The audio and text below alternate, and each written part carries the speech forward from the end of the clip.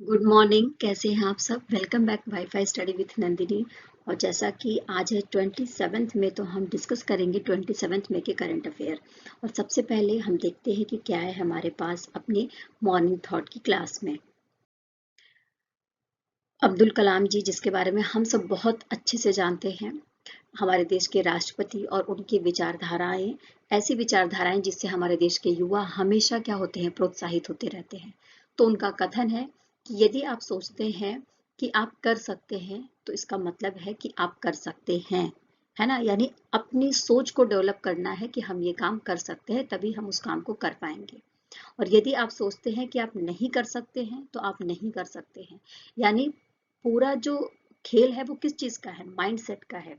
तो अपने माइंडसेट को ऐसा बनाइए कि कोई भी परिस्थिति हो, कोई भी काम हो, आपका माइंडसेट ऐसा होना चाहिए जो हमेशा तैयार रहे, और ये और इस चीज के लिए प्रेरित रहे कि वो कोई भी काम कर सकता है।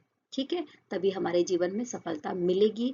क्योंकि देखो क्या होता है कि जो जीवन की परिस्थितियां हैं वो बिल्कुल एक जैसी नहीं रहती हैं। कभी बहुत अच्छी हो जाती हैं तो कभी बहुत बुरी भी हो सकती हैं। तो माइंडसेट ऐसा तैयार करिए कि दोनों परिस्थितियों से आप आराम से निकल सकें। ठीक है, इसी विचारधारा के साथ में डॉक्टर एपीजे अब्दुल कलाम जी को याद करते हुए हम अपनी क्लास को स्टार्ट करते हैं। देखिए, हम जो फर्स्ट बात कर रहे हैं वो इमरजेंसी मेडिसिन डे, यानी आपातकालीन चिकित्सा दिवस के बारे में बात कर रहे हैं, जो हर साल 27 मई को मनाई जाती है। इस बार भी 27 मई को ही मनाई जाएगी। और इस बार की जो 2023 की थीम है वो क्या है? तो 2023 की थीम है योर सेफ्टी आवर प्रायोरिटी। इसके साथ में ये जो दिन है आपातकालीन चिकित्सा दिवस या इमरजेंसी मेडिसिन डे, ये मनाया जाएगा पूरी दुनिया में। साथ में मैं आपको बता दूं कि इसकी स्टार्टिंग कब करी गई थी। तो सबसे पहले इसकी स्टार्टिंग करी गई थी यूरोप में 27 मई को, और उसके बाद में पूरी दुनिया में इसको मनाया जाने लगा है। स्पेशली इसमें जो बात करी जाती है वो इमरजेंसी मेडिसिन के ऊपर, और जो इमरजेंसी मेडिकल केयर है उसके लिए लोगों को जागरूक करने के लिए, उसकी इम्पोर्टेंस को बताने के लिए ये दिन मनाया जाता है। अब जो हम बात कर रहे हैं आईडीबीआई बैंक के बारे में बात कर रहे हैं, जिसके उप प्रबंध निदेशक का मतलब है डिप्टी मैनेजिंग डायरेक्टर के रूप में नियुक्त किसको किया गया है? तो जय कुमार एस पिल्लई को नियुक्त किया गया है। यानी कि आईडीबीआई बैंक के उप प्रबंध निदेशक के रूप में कौन अब होंगे? तो जय कुमार एस पिल्लई होंगे। साथ में मैं आपको ये भी बता दूं कि अभी ये प्रेजेंट में केनरा बैंक से रिलेट करते हैं, और केनरा बैंक का जो मुंबई ब्रांच है उसमें मुख्य महाप्रबंधक और सर्कल प्रमुख के रूप में काम कर रहे हैं। ठीक है।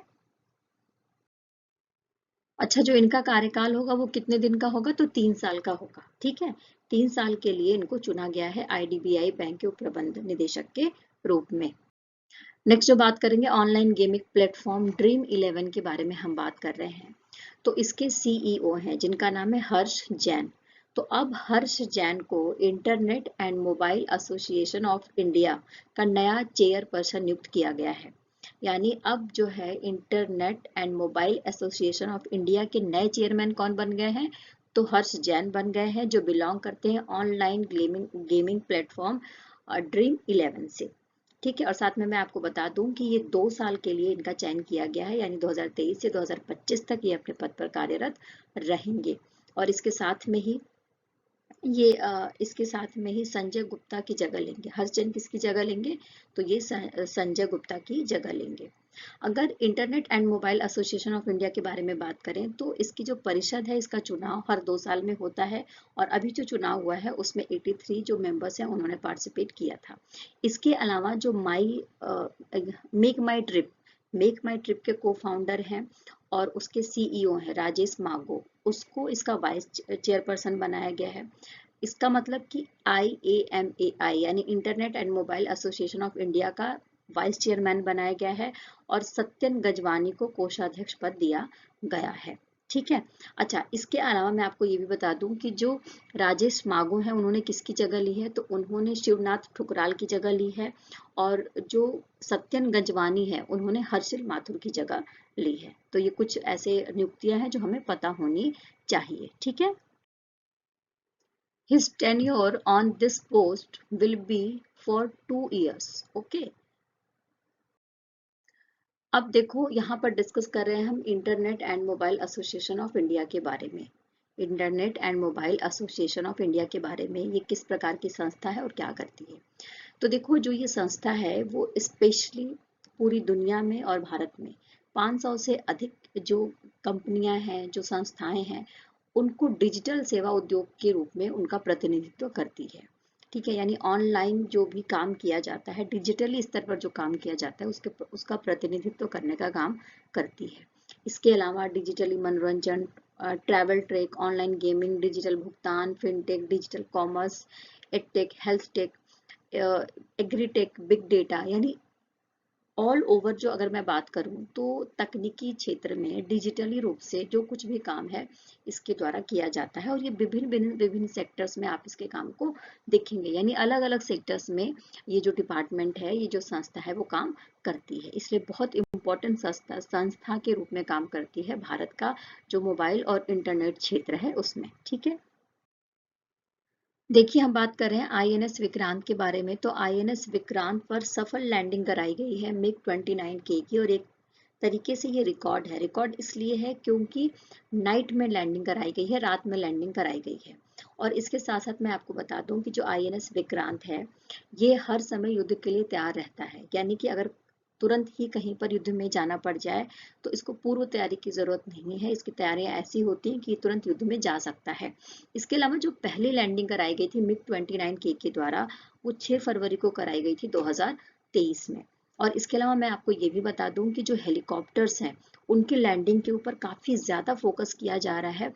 दिन में भी लैंडिंग कराई जा रही है, रात में भी लैंडिंग कराई जा रही है, इस तरीके के जो विमान वाहक पोत हैं उनके ऊपर। ठीक है, On May 24, 2023, the Indian Navy achieved a significant milestone by performing the first ever night landing of a MiG-29K on INS Vikrant. Okay. आइए मिग 29K के बारे में जानते हैं। तो मिग 29K की पहले रफ्तार देख लो। रफ्तार ही इसकी है 2000 किलोमीटर प्रति घंटा, यानी 2000 की किलोमीटर ये जा सकता है 1 घंटे में। ध्वनि से भी तेज है इसकी रफ्तार, किसी भी मौसम में ये इसको चलाया जा सकता है। साथ में जो आईएनएस विक्रांत है उसके लड़ाकू बेड़े में इसको शामिल किया गया है। और ये कितनी ऊंचाई पर जा सकता है, तो 65,000 फीट की ऊंचाई पर ये जा सकता है। और इसका जितना वजन है, अपने वजन से 8 गुना ज्यादा भार ये वहन कर सकता है, यानी अब इसका जितना टोटल भार है उसे 8 गुना ज्यादा ये चीजों को एक जगह से दूसरी जगह ले जा सकता है। तो इसकी आप पावर देख सकते हैं कि कितना ज्यादा इंपॉर्टेंट है भारत की डिफेंस मिनिस्ट्री के लिए है। आईएनएस विक्रांत के बारे में देखो तो ये एक विमान वाहक पोत है। आईएनएस विक्रांत 4 अगस्त 2021 को इसने पहली बार अपनी यात्रा करी थी, और एक बार एक तरीके से इसका समुद्री परीक्षण किया गया था।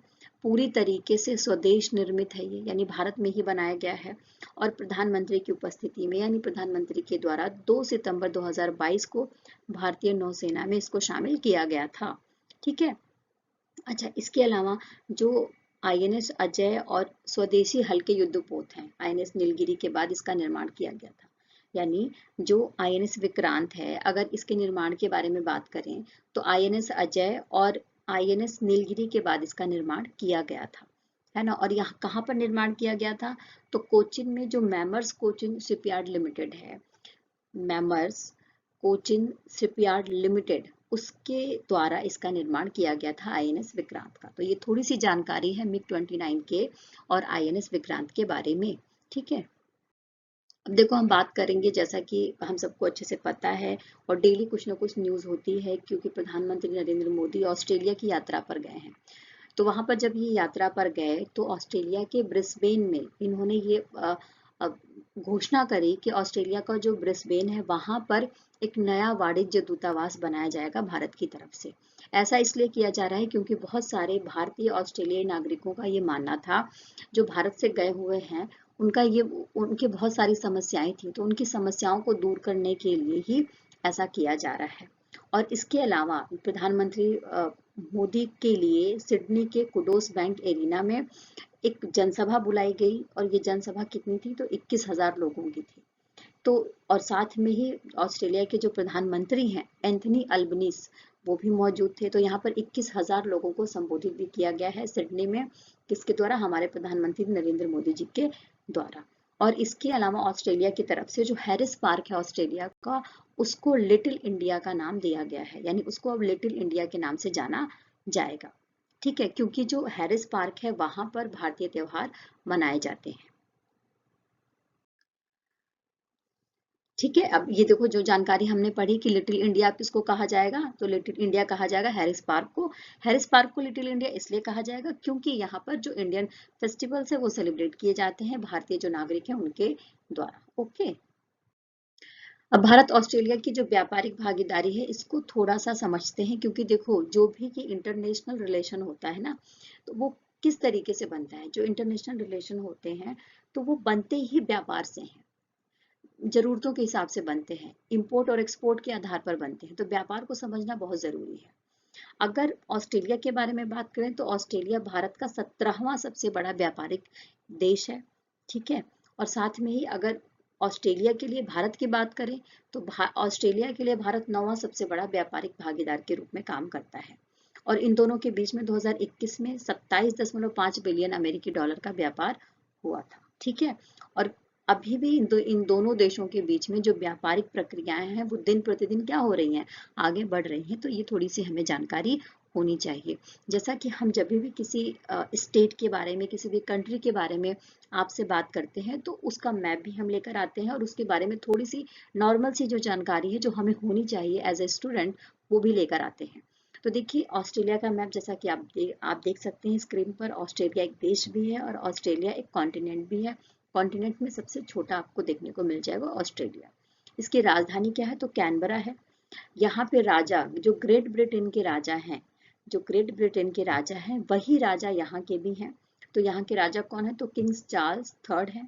प्रधानमंत्री एंथनी अल्बनीज है और मुद्रा यहाँ पर ऑस्ट्रेलियाई डॉलर होती है। ठीक है, अब देखो जो हम बात कर रहे हैं आंध्र प्रदेश के बारे में बात कर रहे हैं, क्योंकि आंध्र प्रदेश में औद्योगिक गलियारे का विकास किया जाएगा और इस विकास के लिए जो भी फंडिंग करी जाएगी वो एशियाई विकास बैंक यानी एडीबी के द्वारा करी जाएगी। और इसलिए जो आंध्र प्रदेश है वो एडीबी के द्वारा उसको कुछ ऋण भी दिया जा रहा है और इसके लिए दोनों के बीच में समझौता भी हुआ था। तो जो ये 23 मई 2023 को 141.12 यानी 141.12 मिलियन डॉलर का ऋण समझौता हुआ है और इस ऋण समझौते पर दोनों के बीच में हस्ताक्षर भी हुए हैं। साथ में मैं आपको ये भी बता दूं कि ये जो ऋण के बारे में बात हो रही है, ये जो समझौता है वो पहले ही हो चुका था, यानी 2016 में ही एडीबी और आंध्र प्रदेश के बीच में एक समझौता हुआ था जिसके तहत आंध्र प्रदेश में जो आर्थिक गलियारा है, औद्योगिक गलियारा है, उसके विकास के लिए 500 मिलियन डॉलर के लिए समझौता हुआ था। ठीक है, अब इसके कई सारे फेजेस में ये पैसा दिया जाएगा एडीबी के द्वारा। तो जैसे जैसे फेजेस में पैसा दिया जाएगा वैसे वैसे अब छोटे छोटे भी समझौते हो रहे हैं। तो इसी जो फील्ड है इसी में हम देख रहे हैं कि आगे बढ़ते हुए इन दोनों के बीच में समझौता हुआ है, जिसके तहत सड़क, जल की आपूर्ति, विद्युत के उपकरण, ये सारे यानी जो बेसिक नीड है, जो बिल्कुल इंफ्रास्ट्रक्चर, जो जरूरतें होती हैं, बुनियादी जो ढांचा होता है उसमें सुधार के लिए इस पैसे का उपयोग किया जाएगा। और जो आंध्र प्रदेश है, आंध्र प्रदेश का जो विशाखापट्टनम है और श्रीकालाहस्ती चित्तूर क्षेत्र है, उसके तहत औद्योगिक क्लस्टरों का निर्माण किया जाएगा, है ना। तो और आंध्र प्रदेश को इससे लाभ क्या होगा, देखो अगर पैसा लग रहा है और औद्योगिक गलियारे का निर्माण हो रहा है तो सबसे पहले लोगों को काम मिलेगा, रोजगार मिलेगा। और जब रोजगार मिलेगा तो उस पर्टिकुलर स्टेट के जो इकोनॉमी है वो भी ग्रोथ करेगी। लोगों और जो कमजोर लोग हैं आर्थिक रूप से, उन उनके लिए काम मिलेगा और उनको उनका जो आर्थिक स्थिति है, उनकी जो इकोनॉमिकल कंडीशन है वो भी इम्प्रूव हो जाएगी। ठीक है, ठीक है, आंध्र प्रदेश को बेनिफिट क्या है इस लोन से, तो इस लोन से यही बेनिफिट है कि रोजगार मिलेगा, लोगों की इकोनॉमिकल कंडीशन अच्छी होगी और जो इकोनॉमी है वो भी ग्रोथ करेगी आंध्रा की। ठीक है, अब देखो आंध्र प्रदेश के बारे में बात करते हैं। तो जैसा कि आप मैप में देख सकते हैं तो भारत का जो दक्षिणी एरिया है, बंगाल की खाड़ी से लगा हुआ, आपको आंध्र प्रदेश देखने को मिल जाएगा। ठीक है, और साथ में इसकी राजधानी क्या है, तो अमरावती है। राज्यपाल एस अब्दुल नजीर है, मुख्यमंत्री YS जगन मोहन रेड्डी हैं और राजभाषा यहाँ पर क्या बोली जाती है, तो तेलुगु आंध्र प्रदेश की जो भाषा है वो यहाँ पर राजभाषा के रूप में प्रमुख रूप से प्रयोग करी जाती है। ठीक है। अब ADB यानी एशियाई विकास बैंक, नाम से ही समझ में आ रहा है कि जो एशिया महाद्वीप है उसमें सामाजिक और आर्थिक विकास का जो काम है, डेवलपमेंट है, उसको करने का काम ये करती है। इसकी स्थापना कब करी गई थी, तो इसकी स्थापना करी गई थी 1966 में 19 दिसंबर को। 1966 में 19 दिसंबर को इसकी स्थापना करी गई थी और इसका मुख्यालय आपको फिलीपींस के मनीला में देखने को मिल जाएगा। और इसके सदस्य देशों की संख्या कितनी है, तो इसमें 68 कंट्रीज इसमें पार्टिसिपेट करती हैं और भारत संस्थापक जो राष्ट्र हैं उसमें से आता है, यानी उन देशों में से भारत आता है जिसने इसकी स्थापना करी थी। क्लियर? ये थोड़ी सी जानकारी और हमें होनी भी चाहिए। ठीक है। देखिए, अब जो बात कर रहे हैं एग्रीकल्चर मिनिस्ट्री से रिलेटेड हम बात कर रहे हैं, तो एग्रीकल्चर मिनिस्ट्री ने एक बेस लाइन यानी एक बेस ईयर लिया है। बेस ईयर क्या है, तो 2022 और 23 का जो फाइनेंशियल ईयर है वो लिया है और उस ईयर को ध्यान में रखते हुए, उसको बेस ईयर लेते हुए ये बोला है कि प्रेजेंट टाइम में यानी अभी जो टाइम चल रहा है उसमें जो मुख्य फसल है उनके उत्पादन में जो अनुमान लगाया गया है और ये अनुमान तीसरा अग्रिम अनुमान है। और इस अनुमान में ये कहा जा रहा है कि जो आने वाला समय है इसमें जो मुख्य फसलें हैं उसके उत्पादन में 3,305.34 लाख टन का खाद्यान्न उत्पादित हो जाएगा, ऐसा अनुमान लगाया गया है। और मुख्य फसलों में किन फसलों को लिया गया है देख लेते हैं। तो देखो, जो मुख्य फसल होती है वो चावल है, गेहूं है, गन्ना है, सरसों है, सोयाबीन है और रेप सीड है। क्या है? रेप सीड है। तो इन सबों को ध्यान में रखते हुए या इन सबों के उत्पादन के ऊपर बात की गई है। और ये भी कहा जा रहा है कि जो 2021 और 22 की तुलना में अभी जो 2022 और 23 में जो अग्रिम अनुमान लगाया गया है उसमें अगर डिफरेंस देखा जाए तो 149.18 लाख टन अधिक है। ठीक है। अब ये मुख्य खाद्यान्न है जिसमें किस फसल का कितना उत्पादन होगा, ये पूरी लिस्ट है। अगर आप चाहें तो इसको देख सकते हैं, पढ़ सकते हैं और इसकी नोट्स भी बना सकते हैं। क्लियर? तिलहन भी दिया गया है, रेशेदार फसल जैसे कपास, गन्ना, पटसन, ये भी दिया गया है। और इसके अलावा मक्का है, मोटे अनाज है जिसको मोटे अनाज को हम श्री अन्न कहते हैं। ठीक है। बाजरा है, गेहूं है, चावल है, ये सारे आपको देखने को यहाँ पर मिल रहे हैं। नेक्स्ट जो हम बात कर रहे हैं हिमाचल प्रदेश के बारे में बात कर रहे हैं। हिमाचल प्रदेश के मुख्यमंत्री कौन है, तो सुखविंदर सिंह सुक्खू जी हैं और उन्होंने हरित हाइड्रोजन के उपयोग के लिए राज्य में हरित हाइड्रोजन के उत्पादन को बढ़ाने के लिए एक केंद्र को स्थापित करने की बात कही है और इसके लिए उन्होंने एक नीति तैयार करने के ऊपर भी बात करी है। और इस पॉलिसी का नाम क्या रखा जाएगा, तो हरित हाइड्रोजन पॉलिसी। क्या नाम रखा जाएगा? हरित हाइड्रोजन पॉलिसी।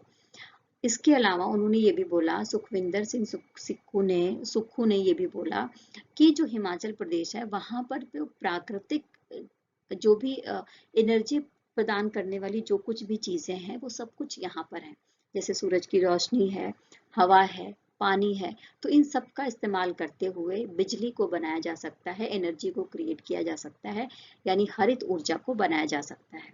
और इसको ध्यान में रखते हुए हिमाचल प्रदेश में एक सेंटर खोला जाएगा, एक हरित ऊर्जा के लिए एक काम करने के लिए एक सेंटर खोला जाएगा और जिसके लिए एक पॉलिसी बनाई जाएगी, जिस पॉलिसी का नाम रखा जाएगा हरित हाइड्रोजन पॉलिसी।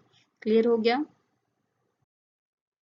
देखो, OIL या ऑयल इंडिया लिमिटेड, ठीक है, तो ऑयल इंडिया लिमिटेड के द्वारा ही वहां पर हाइड्रोजन जो सेंटर है, हरित हाइड्रोजन सेंटर है, वो खोला जाएगा और इसके लिए दोनों के बीच में यानी जो हिमाचल प्रदेश की गवर्नमेंट है और साथ में OIL है, इनके बीच में समझौता हुआ है।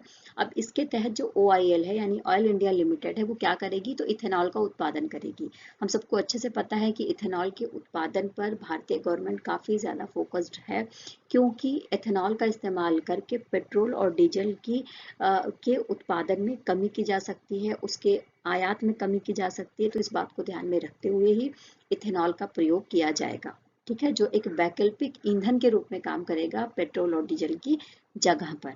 ठीक है। और साथ में देखो हिमाचल प्रदेश का मैप जैसा कि आप देख रहे हो, तो बिल्कुल नॉर्थ में आप जाओगे तो हिमाचल प्रदेश आपको देखने को मिल जाएगा, जम्मू कश्मीर से बिल्कुल सटा हुआ है ये। इसकी राजधानी शिमला है, राज्यपाल शिव प्रताप शुक्ला है, मुख्यमंत्री सुखविंदर सिंह सुक्खू हैं। विधानसभा में यहाँ पर जो सीटें हैं वो कितनी है, तो 68 है। और राज्यसभा के लिए यहाँ से 3 सीटें जाती हैं और लोकसभा के लिए यहाँ से 4 सीटें जाती हैं। क्लियर? अच्छा देखो, ये जो 21 से लेके 30 मई का जो टाइम पीरियड है, यानी 21 से लेके 30 मई के बीच में 76 नंबर के विश्व स्वास्थ्य सभा की जो बैठकें हैं वो आयोजित की जा रही हैं। और 76 नंबर का है ये, और इसके बारे में हमने पढ़ा था कि ये पूरा एक जो वीक है ये मनाया जा रहा है ना, WHO के द्वारा, यानी विश्व स्वास्थ्य संगठन के द्वारा। कहाँ पर हो रहा है, तो स्विट्जरलैंड के जिनेवा में, और स्विट्जरलैंड के जिनेवा में ही हर साल होता है। ये न्यूज़ हमने पहले भी कवर करी थी, एक बार हमारा क्या हो जाएगा, रिवीजन हो जाएगा। ठीक है। अच्छा, इसके लिए मैं बात करूं तो भारत की तरफ से जो भारत के यूनियन हेल्थ मिनिस्टर हैं मनसुख मंडाविया, वो वहां पर गए हैं, यानी जेनेवा में गए हैं। और साथ में ही इन्होंने कई सारे द्विपक्षीय बैठकों में भी भाग लिया है। जो ब्रिक्स के देश हैं उनके साथ भी ये भाग लेंगे। और इसके अलावा जो भारत काम कर रहा है स्वास्थ्य के क्षेत्र में, उसके ऊपर भी ये अपना भाषण देंगे। ठीक है। देखिए, जो विश्व स्वास्थ्य सभा है वो WHO के बारे में तो हमने सुना होगा, यानी वर्ल्ड हेल्थ ऑर्गेनाइजेशन। तो वर्ल्ड हेल्थ ऑर्गेनाइजेशन के जितने भी डिसीजन है, जो भी पॉलिसी है, जो भी काम किया जाता है, वो सारा विश्व स्वास्थ्य सभा के द्वारा लिया जाता है, जिसकी बैठक हर साल स्विट्जरलैंड के जिनेवा में कराई जाती है ना। तो ये इसके काम की जो भी देख रेख है, WHO के जो भी नियुक्तियां हैं, जो भी पॉलिसीज हैं, जो भी फंडिंग से रिलेटेड है, वो सारे निर्णय विश्व स्वास्थ्य सभा के द्वारा लिए जाते हैं। अगर WHO के बारे में बात करें, यानी वर्ल्ड हेल्थ ऑर्गेनाइजेशन के बारे में बात करें, तो एक अंतर सरकारी संगठन है। इसकी स्थापना 1948 में करी गई थी स्विट्जरलैंड के जिनेवा में, और अभी प्रेजेंट में इसके 194 देश इसके सदस्य हैं। ठीक है। इसने अपना काम स्टार्ट कर दिया था 1948 से ही, 7 अप्रैल से। और इसीलिए 7 अप्रैल को विश्व स्वास्थ्य दिवस मनाया जाता है। इसीलिए इसका जो स्थापना दिवस है उसी दिन को ही विश्व स्वास्थ्य दिवस के रूप में मनाया जाता है पूरी दुनिया में। ठीक है। और इसके अलावा पूरे अगर इंटरनेशनल लेवल पे बात करें, तो देश और विदेश में लगभग 150 देशों में इसका कार्यालय आपको देखने को मिल जाएगा। देखिए, ये जो न्यूज़ है हमारे पास, वो HDFC बैंक से रिलेटेड न्यूज़ है। सेबी ने एक डिसीजन लिया है। डिसीजन क्या लिया है वो देख लेते हैं। तो सेबी ने ये बोला है कि जो HDFC एसेट मैनेजमेंट कंपनी है, उसका नियंत्रण नियंत्रण HDFC के पास होगा, यानी HDFC अब HDFC एसेट मैनेजमेंट कंपनी का मालिक होगा। क्योंकि HDFC एसेट मैनेजमेंट कंपनी ने ये डिसीजन लिया था अप्रैल में कि HDFC लिमिटेड और HDFC बैंक लिमिटेड, ये दोनों अब संयुक्त रूप से काम करेंगी, यानी इनका विलय कर लिया गया है। और इनका जो विलय का काम है, जो विलय का काम किया गया है, वो जुलाई तक पूरा कर लिया जाएगा। तो इसलिए सेबी ने ये डिसीजन लिया है और मंजूरी दे दी है कि अब ऑल ओवर जो मालिक है वो HDFC होगा, HDFC एसेट मैनेजमेंट कंपनी के लिए। ठीक है। और ये भी बोला गया है कि जब इन दोनों का विलय किया गया, यानी कि जो मर्जर किया गया बिटवीन HDFC लिमिटेड और HDFC बैंक लिमिटेड, तो इसके बाद जो एक टोटल एसेट वैल्यू आई है HDFC बैंक की, वो कितनी आई है, तो ये बोला जा रहा है कि 18 ट्रिलियन जो वैल्यू है अब बैंक की हो जाएगी, ऐसी बात कही जा रही है। देखो, अब GRSE के बारे में बात करें। GRSE का मतलब क्या है वो समझ लेते हैं। तो garden rich ship builders and engineers. GRSE मतलब garden rich ship builders and engineers limited के बारे में हम बात कर रहे हैं। तो इसके द्वारा, यानी GRSE के द्वारा इनोवेशन नर्सरी स्कीम शुरू किया गया है। कौन सा स्कीम स्टार्ट किया गया है, तो इनोवेशन नर्चरिंग स्कीम स्टार्ट किया गया है। जैसा कि नाम से ही समझ में आ रहा है कि इनोवेशन से रिलेटेड नर्चरिंग स्कीम को लेकर आएगा ये। इसका मतलब ये है कि नवीकरणीय ऊर्जा के ऊपर जो हमारी एनर्जी कैपेसिटी है, उसके लिए किस तरीके से पर्यावरण को ध्यान में रखते हुए नए विचारों के ऊपर काम किया जा सकता है, इस विषय को लेकर ये स्कीम लाया गया है GRSE के द्वारा, जिसका नाम रखा गया है इनोवेशन नर्चरिंग स्कीम। ठीक है। और साथ में मैं आपको ये भी बता दूं कि जो GRSE है वो कहाँ पर स्थित है, तो वो कोलकाता में स्थित है और एक तरीके से सार्वजनिक क्षेत्र का एक उपक्रम है। ओके। अच्छा, nursery scheme, innovation nursery scheme के तहत जिस फील्ड में काम किया जाएगा वो फील्ड देख लेते हैं कौन कौन से हैं। तो artificial intelligent, renewable energy, energy efficiency और इफिशियंसी इन्हेंसमेंट के ऊपर काम किया जाएगा इनोवेशन नर्सिंग स्कीम के तहत, जो GRSE के द्वारा शुरू किया गया है। क्लियर? आई होप कि आपको जो भी कंटेंट है वो अच्छे से समझ में आया होगा। मेरी कोशिश रहती है कि जो भी देश और दुनिया की न्यूज़ है वो सारी आपके सामने लेकर आई जाए, ठीक है, और उसकी ब्रीफिंग करी जाए, ऐसी ब्रीफिंग करी जाए कि जिससे कि एक कॉन्सेप्ट आपके मन में क्लियर हो और उससे रिलेटेड कोई भी न्यूज़ या कोई भी क्वेश्चन आपसे पूछा जाता है तो वो आप अच्छे से लिख भी पाएँ और कर भी पाएँ। साथ में जैसा कि आप सबको पता है कि हमारा जो कंटेंट है उसको टेलीग्राम के लिंक पर शेयर कर दिया जाता है, तो वहाँ पर भी PDF के फॉर्म में उपलब्ध है, तो जाकर आप नोट्स बना सकते हैं। और इसके साथ साथ में आप मेरा बहुत सारा साथ देते हैं, बहुत सारा प्यार देते हैं, उसके लिए तहे दिल से शुक्रिया। मेरे साथ ऐसे ही बने रहिए, मेरे चैनल को लाइक करते रहिए, शेयर करते रहिए और सब्सक्राइब करना प्लीज़ मत भूलिए। आपके लाइक करने से मुझे हिम्मत आती है। अगर आप नए हैं तो सब्सक्राइब कर लीजिए और बेल आइकन ज़रूर प्रेस कर लीजिए। फिर कल मुलाकात होगी इसी प्लेटफॉर्म पर, इसी जगह पर। तब तक के लिए टेक केयर, बाय बाय। खूब खुश रहिए, खूब पॉजिटिव रहिए और खूब मेहनत के साथ में जीवन में आगे बढ़ते रहिए।